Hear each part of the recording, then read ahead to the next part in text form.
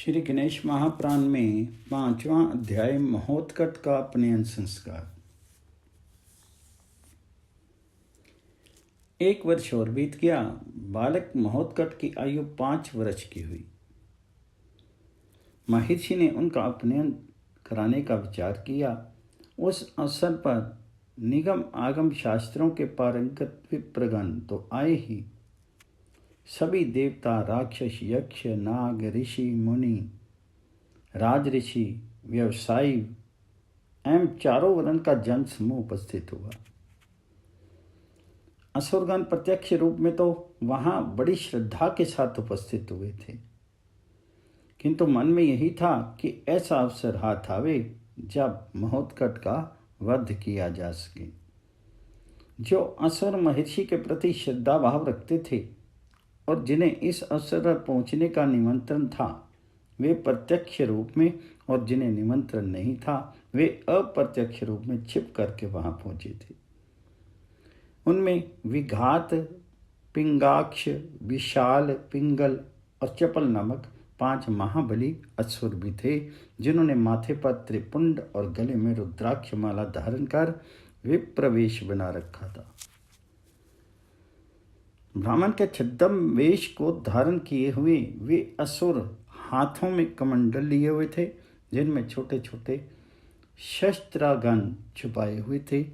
उन्होंने अपने बैठने के लिए ऐसा स्थान चुना जो अन्य कर्मकांडी ब्राह्मणों के मध्य में था और जहां से महोत्कट पर अचूक प्रहार किया जा सकता था। उत्सव आरंभ हो रहा था। सभी प्रियजन, परिचित जन एवं विशिष्ट जन आकर के अपना स्थान ग्रहण करते जा रहे थे। अनेक प्रकार के सुखद बाजे बज रहे थे। तभी मंडप में गणेश पूजन और उनके पश्चात स्वस्ति वाचन हुआ और फिर व्रत बंध की विधियां का आरंभ हुआ। हवन के पश्चात यमराज द्वारा ब्राह्मणों का पूजन किया गया।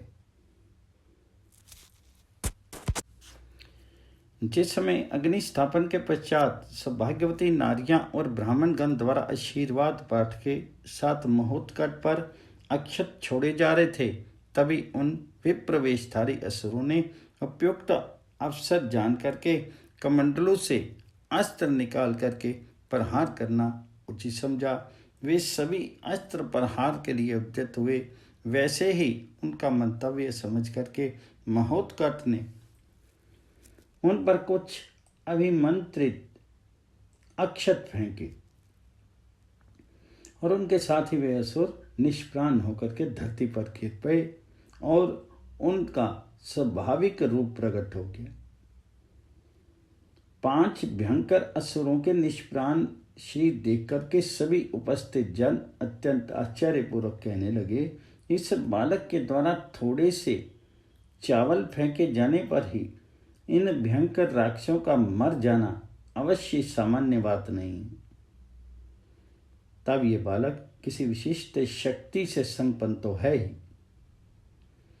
देवगण, ऋषि, मुनि आदि ने उन्हें प्रातपर परमेश्वर का अवतार मानते हुए उन पर पुष्प वर्षा की और सभी उनके जन्म कर्म का गुणगान करने लगे। इसके बाद महोत्कट भगवान को यज्ञोपवीत दिया गया। महर्षि कश्यप ने स्वयं ही उन्हें गुरु मंत्र रूप में गायत्री मंत्र दिया। देवमाता अदिति ने सबसे पहले अपने पुत्र को भिक्षा दी। तदुपरांत यही उपस्थिति अन्य स्त्री पुरुषों ने अपने अपने पद के अनुसार क्रमशः भिक्षा दी और साथ ही सदाचार का उपदेश दिया। महोत्कट की प्राण रक्षा होने के उपलक्ष्य में महर्षि ने पुनः ब्राह्मणों का पूजन किया तथा अनेक प्रकार के स्वर्ण अलंकार, वस्त्र, अन्न एवं गौओं आदि का दान किया। तदुपरांत महर्षि कश्यप ने सभी का आभार माना। महर्षि वशिष्ठ ने बालक का हाथ स्नेहपूर्वक पकड़ा और आशीर्वाद दिलाने के लिए चतुरानंद की सेवा में ले गए। ब्रह्मा जी ने इस प्रकार उपनीत बालक को आया देखा तो तुरंत अपने कमंडलू के जल से तीर्थ ग्रहण कर एक ऐसा कमल पुष्प प्रदान किया जो सदैव खिला रहता था। उस समय ब्रह्मा जी ने बालक को ब्रह्मणस्पति नाम दिया। तदुपरांत देवगुरु बृहस्पति जी ने बालक का पूजन कर उसका नाम भारभूति बताया। अब कुबेर ने पूजन करके सुरानंद नाम रखा और अपनी गलमाल उतार करके पहनाई। वरुण ने सर्वप्रिय नाम देकर के अपना पाश प्रदान किया। तदुपरांत भगवान शंकर ने उसे विरूपाक्ष कह करके त्रिशूल और डमरू दिया तथा भालचंद्र कह करके चंद्रकला प्रदान की। महर्षि परशुराम की माता रेणुका देव माता अदिति की सखी थी। उन्होंने परशु देकर के परशुहस्त नाम दिया और फिर पूजन करके एक सिंह बिठाया और सिंह वाहन नाम से संबोधित किया। इसके पश्चात रेणुका देवी ने उपदेश दिया, विनायक तुम शीघ्र ही असुरों का मर्दन करो। उस उत्सव में समुद्र भी ब्राह्मण के वेश में आया था। उसने बालक को मुक्ता माला देकर के मालाधर नाम प्रदान किया। सभी नागों के अधिपति शेषनाग ने बालक के आसनार्थ अपनी देह अर्पित करते हुए फणी राजासन नाम से संबोधित किया। अग्निदेव ने महोत्कट को अपनी दाहिका शक्ति देते हुए धनंजय नाम दिया। वासुदेव ने प्रभंजन नाम से संबोधन करके अपनी परवाहनी शक्ति प्रदान की। इस प्रकार सभी ने अपने अपने सामर्थ्य के अनुसार बालक को श्रेष्ठ से श्रेष्ठ वस्तुएं भेंट की और उपयुक्त नाम दिया। किंतु इंद्र ने सोचा कि मैं तो समस्त देवताओं का अधीश्वर हूं, मेरे समक्ष तो सभी मस्तक झुकाते हैं, इसलिए इस छोटे से बालक के समक्ष मुझे मस्तक क्यों झुकाना चाहिए। ऐसा तर्क करके इंद्र ने बाल रूप भगवान को प्रणाम नहीं किया। महर्षि कश्यप ने इंद्र की बात जानी तो वे बोले, पुत्र इस बालक के रूप में कोई अवतारी पुरुष ही प्रकट हुए हैं, इसलिए ऐसी विभूति को छोटा मान करके असम्मान नहीं करना चाहिए। देखो इस छोटे से बालक ने अब तक अनेक अद्भुत कर्म किए। विद्या नाम की राक्षसी और शुक्र रूप असुरद्वय को इसने खेल खेल में ही मार डाला। सरोवर में भृगु शाप से मगर बना हुआ चित्र नामक गंधर्व भी इसी का शिपर छिपा करके पुनः अपने लोक को गया। हा हा हो और तंबुर नामक प्रसिद्ध गंधर्वों ने इसी के शिविर में पंचदेवों के दर्शन किए थे और अब भी 5 असुरों को इसने अक्षत फेंक कर ही मार डाला। इसलिए तुम भी इनका सम्मान अवश्य करना चाहिए।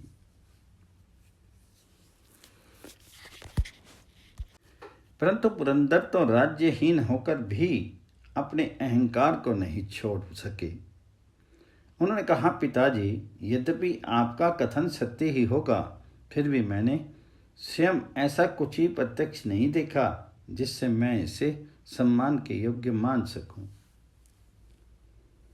इंद्र इतना कह चुके थे कि तभी महोत्कट के इंगित पर प्रलय काल के समान प्रचंड झंझावत चल पड़ा।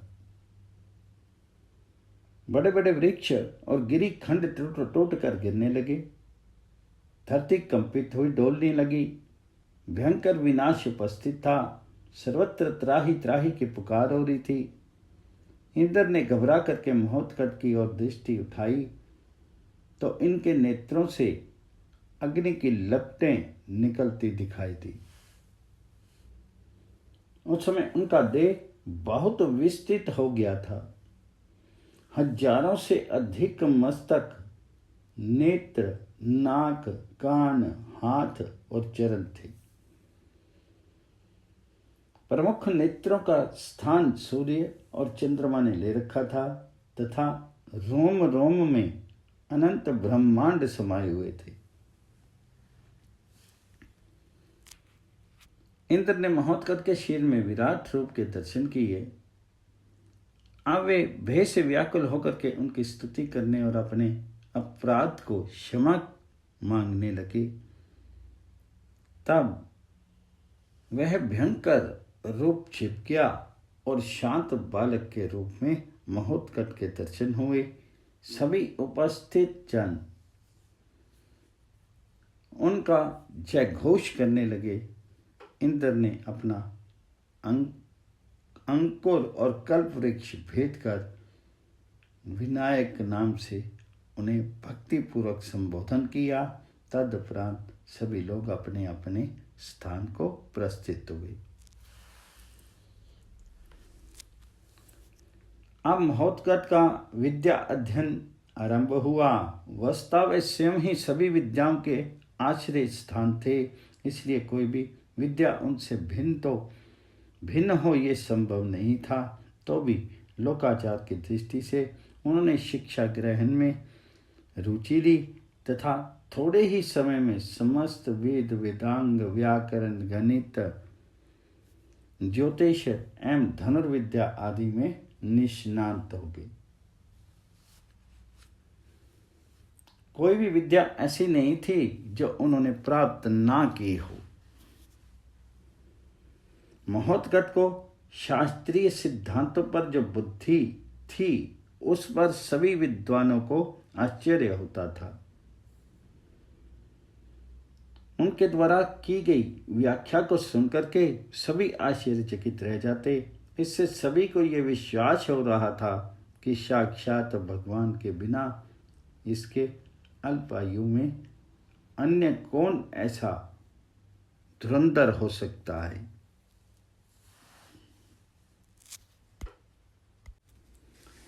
अभी बालक ने 7वें वर्ष में ही प्रवेश किया था कि सभी विद्याओं में पूर्ण पारंगत होकर के पिता के कार्यों में सहायक होते थे।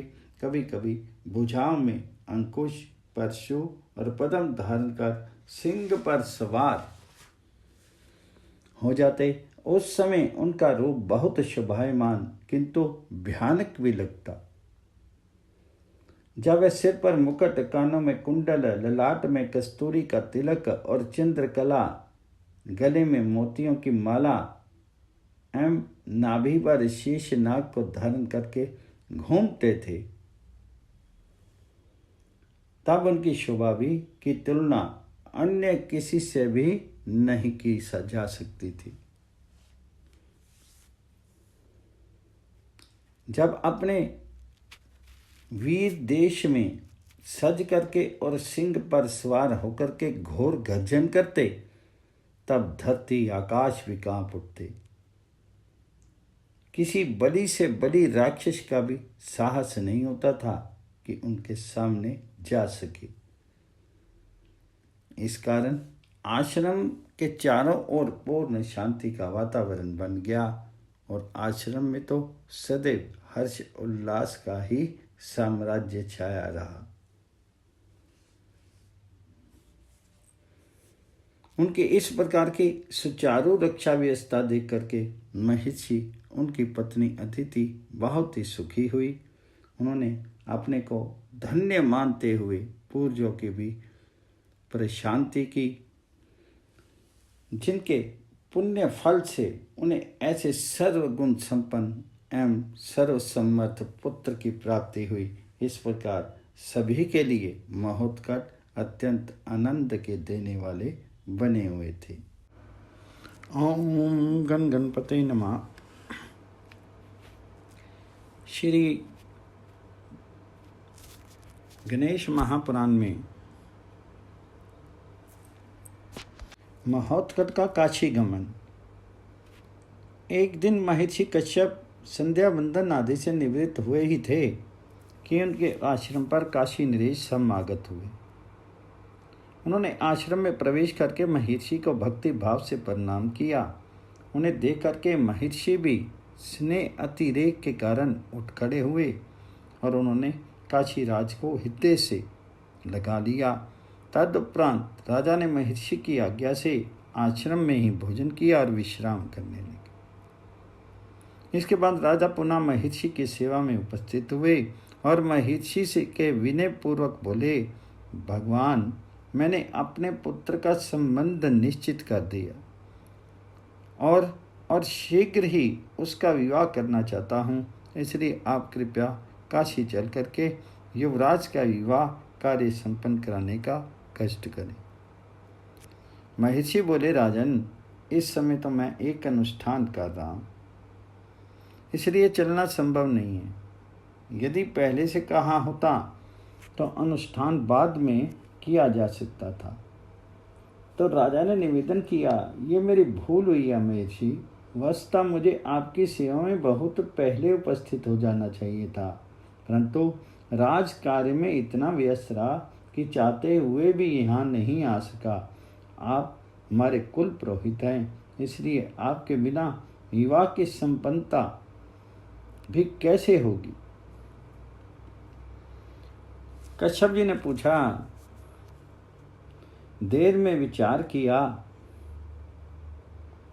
तब बोले, नरेश, यदि आप चाहें तो मेरे पुत्र महोत्कट को साथ ले जा सकते हैं। ये समस्त शास्त्रों का मर्मज्ञ और कर्म कांड में भी अद्वितीय विद्वान है। यद्यपि ये अभी बालक ही है, इसलिए माता और सब आश्रमवासी इसके चले जाने से खिन्न होंगे, क्योंकि सभी के लिए ये प्राणों से भी अधिक प्रिय है।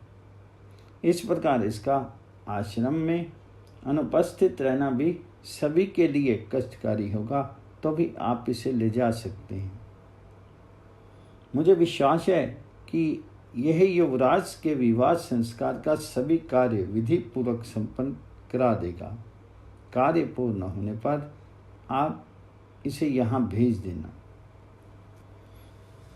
राजा ने महर्षि का आदेश सहज स्वीकार किया और तब महर्षि ने अपने पुत्र को पास बुला करके कहा, महोत्कट, ये काशी नरेश हमारे अत्यंत प्रीति पात्र हैं।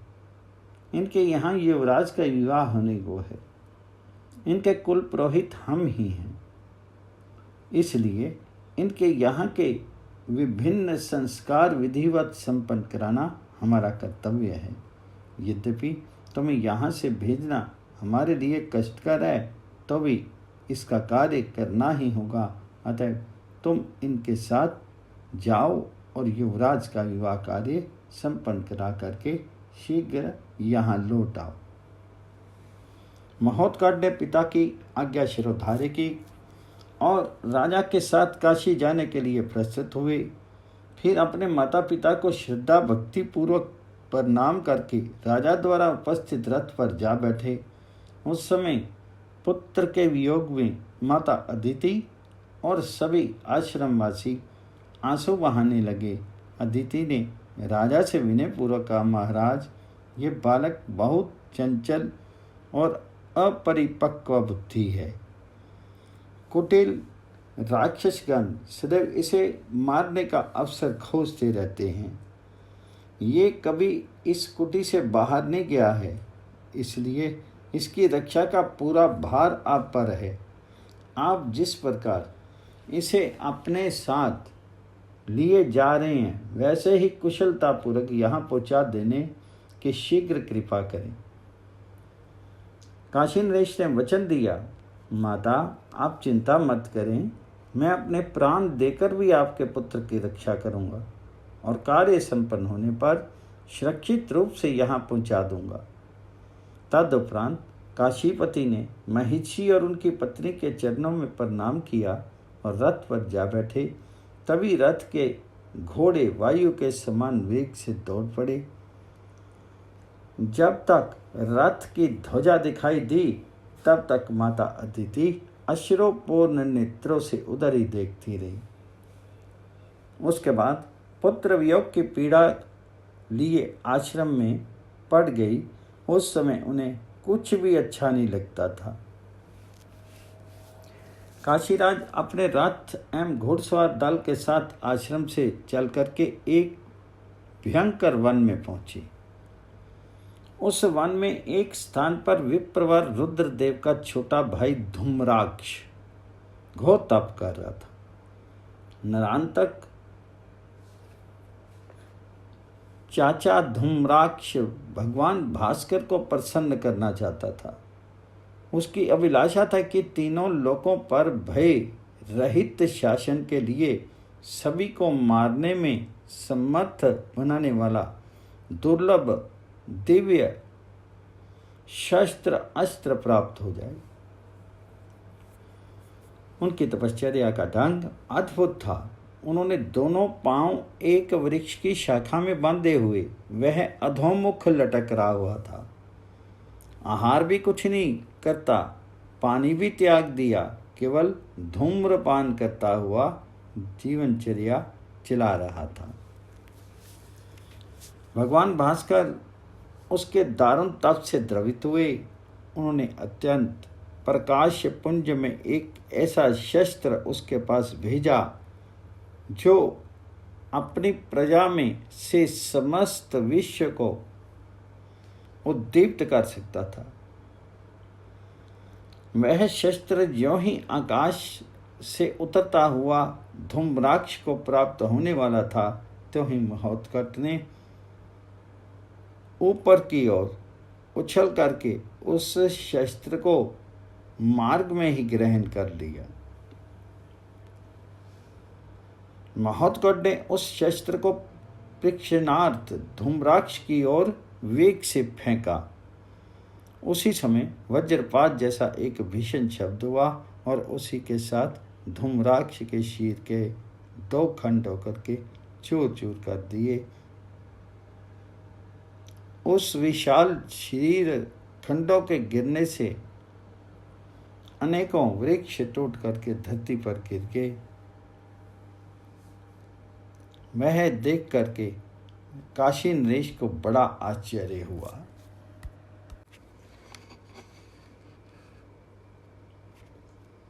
जघन और मनोदैत्यों का संहार। धूम्राक्ष के 2 वीर पुत्र थे, जगन और मनु। उनका पराक्रम और प्रभाव प्रसिद्ध था। उन्होंने अपने पिता की मृत्यु का ये दृश्य देखा तो अत्यंत क्रोध में भर गए। उनके नेत्र तपे हुए लौ के समान लाल हो रहे थे। उन्होंने हाथों में शस्त्र ग्रहण किए और काशीराज के रथ को आकर के घेर लिया तथा साथ के सैनिकों को बात ही बात में मार गिराया। तब उन्होंने अत्यंत गर्जन करते हुए कहा, काशीराज, तूने षड्यंत्र पूर्वक इस मुनि कुमार द्वारा हमारे पिता की हत्या करा डाली। अरे कृतघ्न, तो उस बात को भूल गया जब हमारे पिता ने ही राक्षस राज नरांतक के क्रोध से तेरी प्राण रक्षा की थी। अब तक तो काशी का राजा उन्हीं की कृपा से बना हुआ था, परंतु अब अपने ही रक्षक की हत्या कराने पर तो भी कैसे जीवित रहेगा। काशी नरेश कांप उठे। उन्हें क्या पता था कि क्षण भर में ही ऐसी दुर्घटना घट जाएगी। वे सोचने लगे कि इस बालक की माता ने सही कहा था कि यह बहुत चंचल है। यदि मैं इसे ना लाता तो ठीक ही था। अब ज्यों ही नरांतक को धूम्राक्ष के मरने का संवाद मिलेगा, त्यों ही वह आधे क्षण में ही मेरे राज्य को धूल में मिला देगी। ऐसा विचार करके उन्होंने धूम्राक्ष के महाबली पुत्रों को शांत करने की चेष्टा की। वीरों, मेरा इसमें कुछ भी दोष नहीं है। मैं तो इस मुनि बालक को अपने पुत्र का विवाह कार्य संपन्न कराने के लिए ही लाया हूँ। भला मैं ऐसा षड्यंत्र क्यों करता? वे बोले, कुछ भी सही, तुम इस हत्या के अपराध से बच नहीं सकते। हम तुम्हें और तुम्हारे राज्य को नष्ट करके ही रहेंगे। भयक्रांत राजा गिड़गिड़ाया, असुर योद्धाओं, इस कार्य में मेरा किंचित भी भाग नहीं था। मुझे पता भी नहीं था कि मेरा ये पुरोहित पुत्र क्या करने जा रहा है। आप मुझ पर कृपा कीजिए और अपने पुत्र के विवाहार्थ मुझे जाने दीजिए। अपने पिता की इच्छा करने वाले इस पुरोहित पुत्र को आप ले जा सकते हैं। महोत्कट को काशीराज के वचन भंग पर आश्चर्य हुआ। वे बोले, राजन, आपने मेरी माता को जो वचन दिया था उसे भंग करके और इस वन में ला करके मुझे अल्पवयस्क बालक को शत्रुओं के हाथ में दे रहे हैं। क्या क्षत्रियों का यही धर्म है? जब मेरे पिता आपकी इस करतूत को सुनेंगे तो क्या वे आपको शाप देकर के राज्य सहित भस्म नहीं कर सकते? वो भस्म कर देंगे। राजा को उनकी बात का कोई उत्तर नहीं सूझा। तभी धूम्राक्ष पुत्रों ने प्रहार आरंभ कर दिए। ये देख करके महोत्कट अत्यंत कुपित होकर के जोर जोर से श्वास छोड़ने लगे, जिससे अंतरिक्ष में हलचल मच गई और पृथ्वी पर भयंकर झंझावत उठ पड़ा। उसके योग से धरती हिल उठी और भीषण चक्रवात ने उन असुरों को घेर लिया।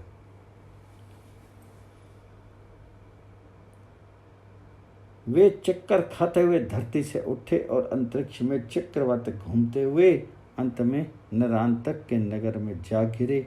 उस समय ऐसा लगता था मानो पर्वत खंड टूट करके आ रहे हों। उनके गिरने से कुछ भवन ढह गए और जहाँ गिरे वहाँ की धरती धसक गई।